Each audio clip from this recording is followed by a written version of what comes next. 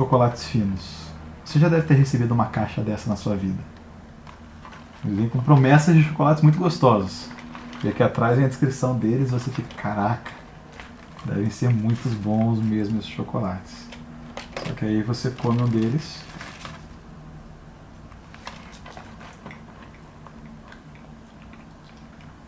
É só tristeza.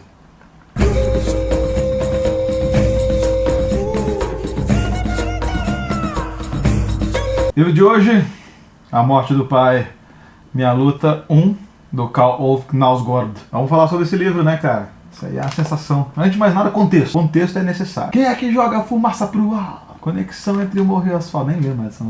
Enfim, contexto. Planeta Remo. Carl Ove Knausgård é um escritor norueguês. Nunca foi, assim, tipo, um cara muito badalado. Nem na Noruega. Assim. Ele era um cara bem falado na crítica e tal, mas não era um cara, tipo... Era um maluco, assim, qualquer, sabe? Esses caras que aparecem, assim, na programação da Flip, assim, você fala assim, nego fala que é legal, mas, sei lá, vou fazer outra coisa, vou encher a cara de pinga. Ele era um desses caras. E daí ele tava com bloqueio criativo, começou a escrever sobre a relação com o pai dele, e da família dele e tal. E aí foi um auê, amigo, aí... pedra sobre pedra, nada restou, né, cara? A família cortou a relação com o cara, tentaram impedir ele de publicar o livro, mas não teve jeito. O maluco ainda botou o nome da série, que é uma série de 6 livros, né? Botou Minha Luta, né? Igual o livro do Hitler, pra ficar mais filho da puta ainda, né? O cara acordou assim, hoje eu vou ser filho da puta.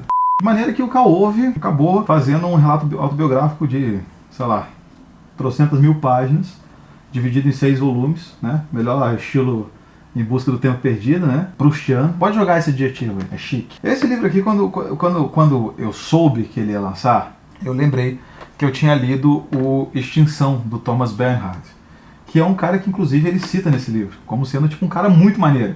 E eu achei esse livro aqui uma porcaria. Uma porcaria, porque esse livro aqui, sem sacanagem, são quantas páginas? São 475 páginas do cara falando mal da família deles. Mas, tipo, uma família que não acontece nada, sabe? Não acontece nada. São uma galera meio bosta, assim, sabe?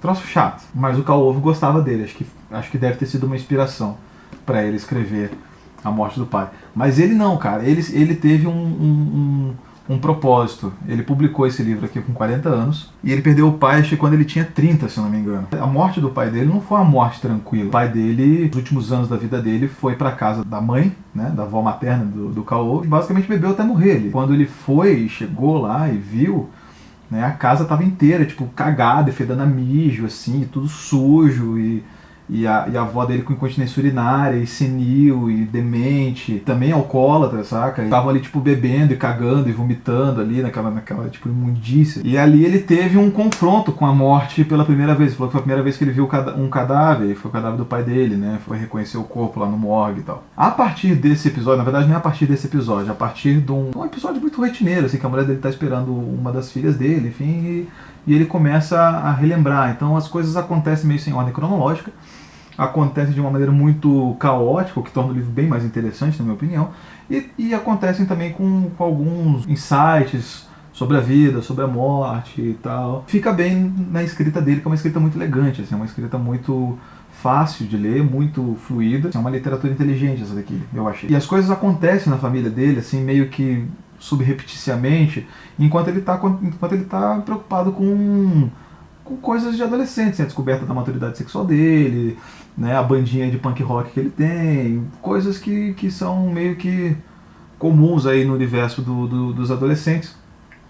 Mas ele, aos poucos, ele vai soltando que a família dele, o núcleo familiar dele está se dissolvendo, né? E isso culmina com a morte do pai dele e ele assumindo ali, então, o papel de adulto, né, ele e o irmão dele, de ir lá e reconhecer o corpo e preparar funeral e não sei o que, parará, né, e ligando, fazendo relações com outros episódios da vida dele. O livro, pô, muito legal mesmo, eu adorei, assim, devorei esse livro, li bem rápido. Estou ansioso para ler os outros, não tenho os outros ainda, né, mas espero que... ele já tem mais 2 volumes lançados aqui no Brasil, pela Companhia das Letras.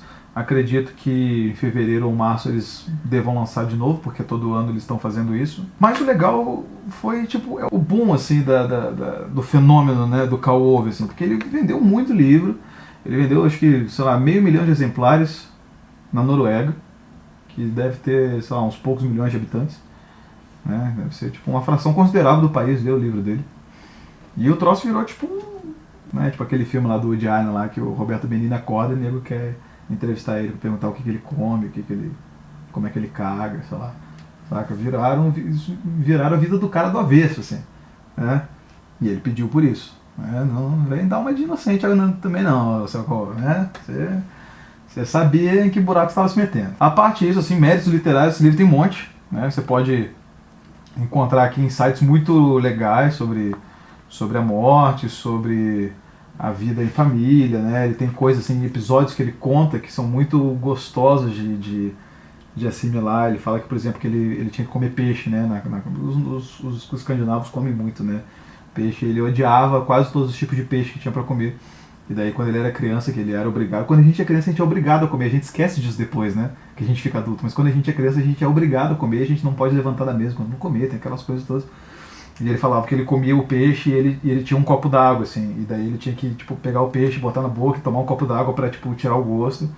E ele tinha que fazer a água durar até o final do peixe, assim, né? Tipo, umas coisas porra, percepções muito vivazes, assim, da vida na infância. No adolescente também ele faz outras coisas nesse sentido. Então, é um livro que todo mundo vai se identificar em algum momento e tal. E eu falei, isso é um livro bem escrito pra caramba. E era isso que eu tinha pra falar sobre ele. Ele foi lançado primeiro numa edição menor do que essa, né? Esse aqui é uma edição maiorzinha. Antes ele tinha sido lançado nesse tipo de... Não é da Companhia das Letras, mas enfim, esse tipo de livro, né? 14 por 21. E depois lançaram esse aqui no formato grande, porque os outros saíram no formato grande também. E eu acho que essa galera que gosta de colecionar livro ficou muito putinha, assim, um livro de tamanho diferente, eu quero todos os livros do mesmo tamanho. Daí eles fizeram os livros do mesmo tamanho pra galera ficar mais tranquila e tal. Os outros, agora deve lançar o quarto, daí vai voltar mais 2. Então acho que até 2018 a gente já matou isso daí. Né? Enquanto isso a gente vai falando de outros livros aqui e tal. Então, o que você achou desse livro? Já leu esse livro? Fala aí pra gente o que você achou. Já foi pra Noruega? Você gosta de metal? Você gosta do Mayhem? Você gosta do Burzum? Você gosta do Mayhem da antiga ou você gosta do Mayhem de agora? Você gosta de Dimmu Borgir?